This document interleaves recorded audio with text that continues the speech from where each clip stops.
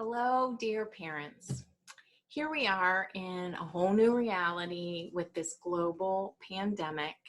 And in this mini training, I want to share with you some specific suggestions for you to help you stay grounded, connected, and keep the learning going through it all. Whether you're a longtime homeschooler or brand new to being at home with your kids. So, hey there, my name is Jean. I'm the homeschooling mentor at Waldorf-Inspired Learning. I have 3 kids myself. They are all adults now. And what I do is help homeschoolers to customize curriculum so that you can make it work for you and your family. So welcome, and whether you are a homeschooler who has all kinds of things canceled right now, like co-ops and museum trips and field trips and all of that, visits and meetups with friends, or you're a school parent who is at home with your children for the very first time all day, I know we all are having to make huge adjustments and quickly, right? So here we all are at home with our children wondering, what do we do now? I have some suggestions today for you on how to move forward in a simple and doable way. I've created some slides and I am going to switch over to those slides now. So here we are. I let's see, I need to be at the beginning, and there we go. So I'm calling this mini training Homeschooling from Home and the Unexpected Homeschooler. So whichever you are, we're all at home now, right, with our kids, and it's all rather unexpected and new for each of us in different ways. So the very, very first thing that I want to say to you is slow down, right? You don't have to figure it all out today. You don't have to know exactly what you're going to do with your children. I know for many of us, we're wondering, should we just keep going with the lessons? Should we figure out new activities to do with our kids? And you don't have to figure it all out all at once, is what I want you to know. Okay, just a super quick introduction to me, and I thought that I would share this vision board that I created recently about all the things that I love. I love owls and monarch butterflies. I'm married to Brian. We have 3 kids. This picture is our 3 kids plus 2 of their significant others in the mountains in Colorado, which is also a place we all love. And I love to drink tea. So that's just quickly about me. I want to share 3 things today about homeschooling or schooling at home, whichever it is that you're doing, with 3 things in mind. The first is to create a rhythm, and I'm going to go into each of these. The second is a new phrase that I've come up with, which is the 20-20-20 guide. And the third is the lively arts, incorporating the lively arts. So I just want to remind you, as we're going into this, to draw on your inner strength, right? To believe that you know what to do, and listen to this presentation, and then see what speaks to you, and see where you want, what you want to bring to your family, because you're the guide. All right, so what is rhythm exactly? And this is really the place to start. I'm going to spend the most time on this because I think rhythm can really, really ground us, and it's so helpful for children. So it may seem super simple, but it can really help to create the atmosphere and a container for your family. So rhythm is simply a pattern or a flow. Think about music, right? And its movement as well as repetition. So often in music, you hear alternating patterns, but they repeat themselves. And we actually, as humans, are comforted in this type of repetition because it helps us to know exactly what to expect. Here are just some examples of rhythm all around us that we don't have to control, that we don't have to have figured out because they just happen naturally. The seasons, holidays, months, you know, April will follow March, days of the week, night and day. Those are natural rhythms that are a part of our lives already. Even saying please and thank you is a natural rhythm. And then just this idea of coming together for meals during the day is a rhythm that can hold our families together, especially like the crazier the time is, the more rhythm can ground us and be important for everyone, children and adults included. Here are some things about that I want you to keep in mind about the power of rhythm. As I said, rhythms exist in our lives already, and we want to strengthen and enhance those rhythms that already do exist in order to help us build a stronger foundation in our lives, in our family life in particular. And it really helps make our homeschools more solid and run much more smoothly, establishing a sense of rhythm. And it just means one activity following another, but you do it in a similar pattern every day. I'm going to show you a few examples in just a second.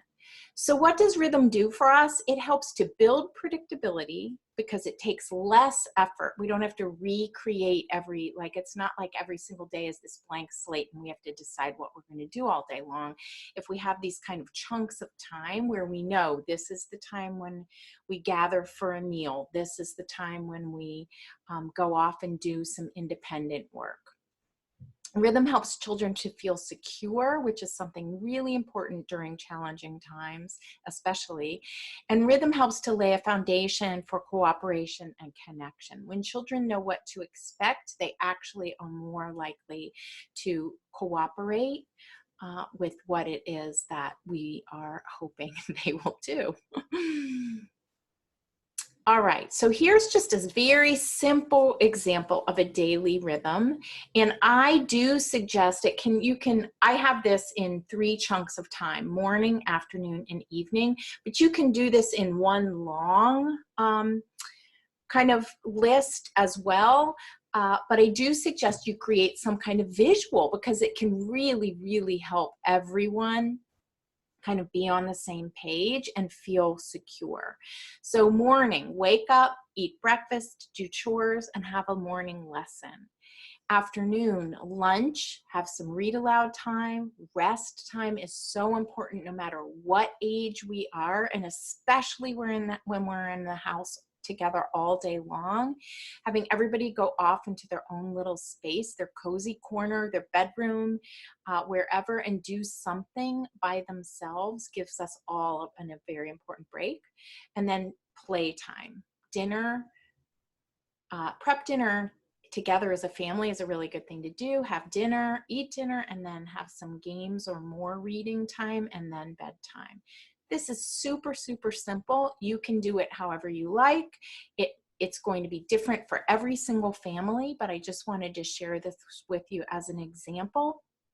And daily rhythm is a really wonderful place to start when you're working on trying to bring a sense of calm and security.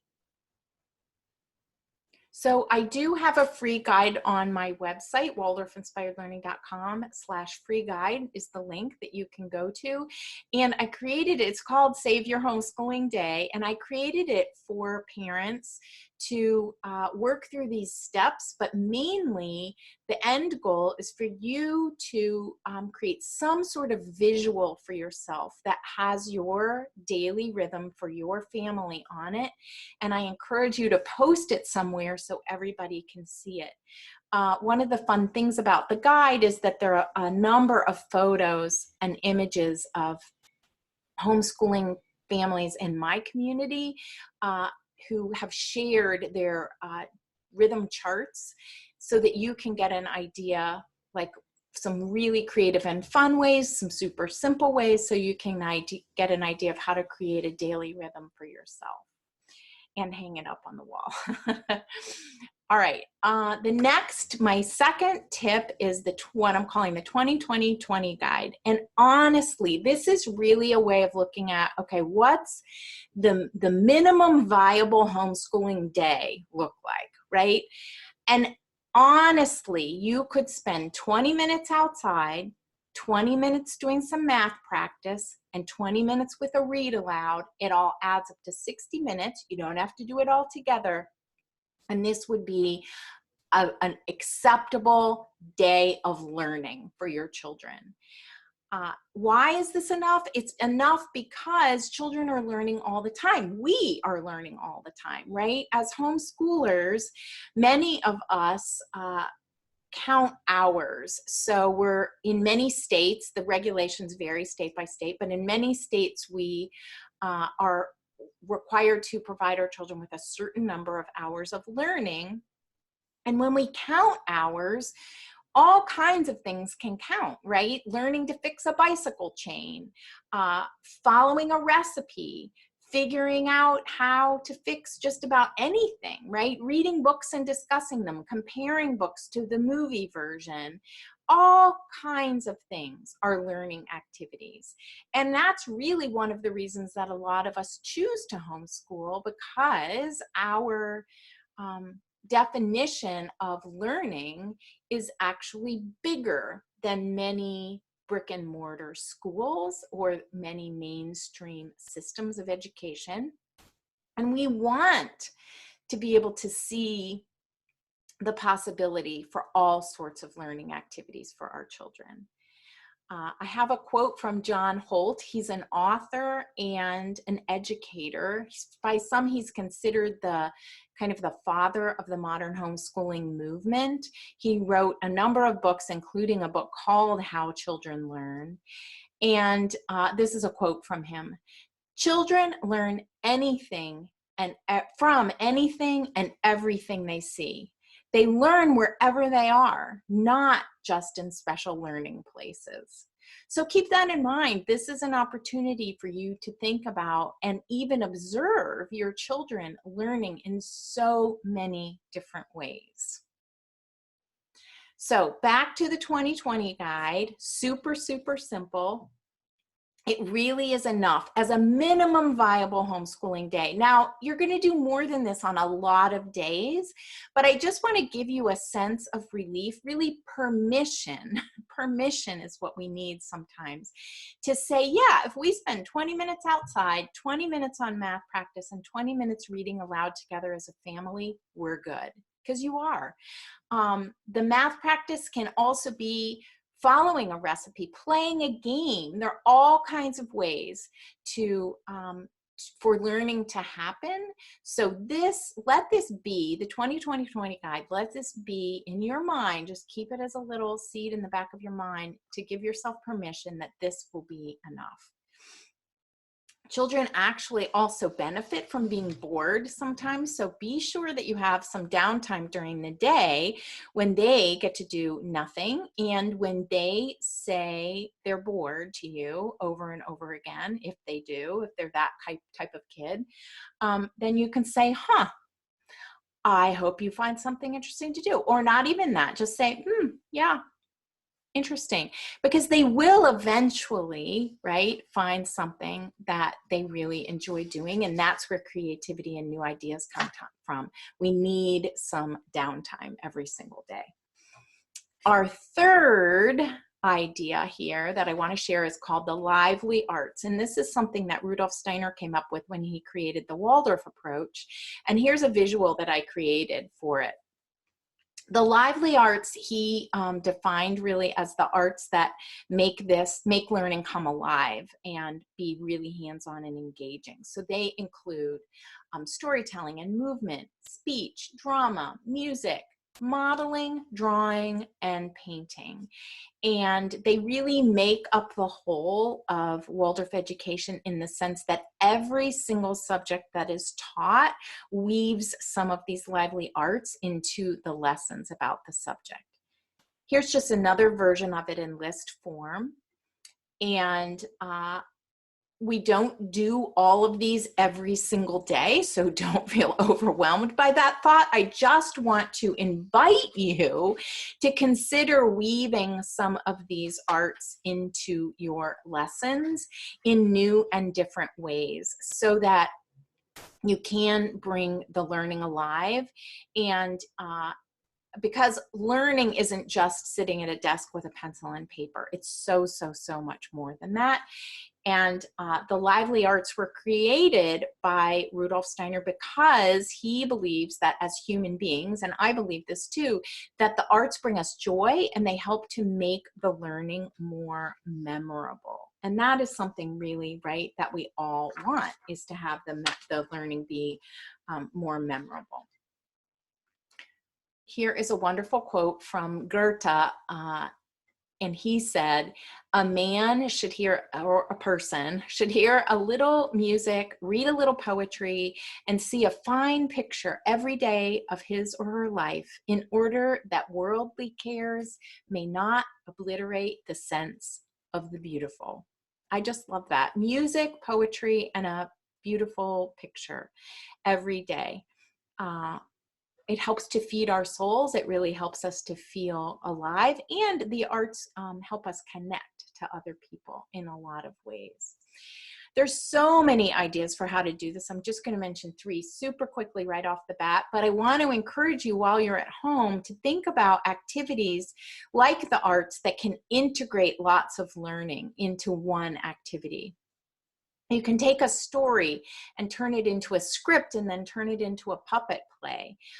Or a full body person play if you have enough people in your home to pull that off. You could make a little book out of writing some poems, copying some poems, and drawing a picture for each one. You could match up a story with a handwork project, like a story. I'm thinking of there's a mitten book by Jan Brett. That I can't think of the title of right now, but you could combine that with some sort of knitting project or any sort of handwork project. Match it up with a story and read the story and then work on the project all week long. Those kinds of activities they help to integrate different ways of learning, and that's really beneficial for children. So 3 things, just wrapping up here. Rhythm. Remember to create some sort of rhythm for your day, for your family, and make it visible. Create some kind of visual chart of it and put it up for all to see. You can follow the 2020 guide, especially when you're feeling really stressed. You might be right now, and when things seem like, I don't know how I'm going to get all of this done, or if you're overwhelmed, then no, 20 minutes outside, 20 minutes of math practice, and 20 minutes of reading every day is enough. That's a great minimum viable homeschooling day. And then the 3rd suggestion is to weave in the lively arts where you can.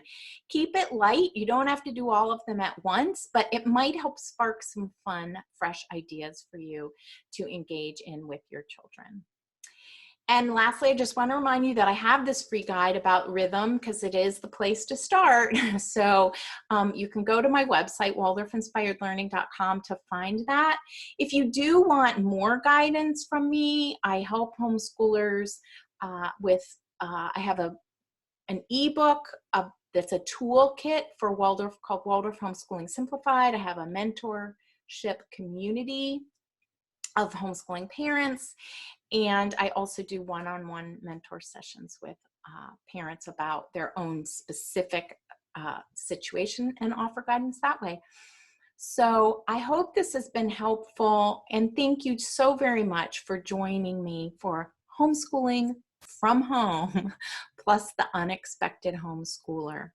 I wish you much peace and joyful connections with your family in the days to come.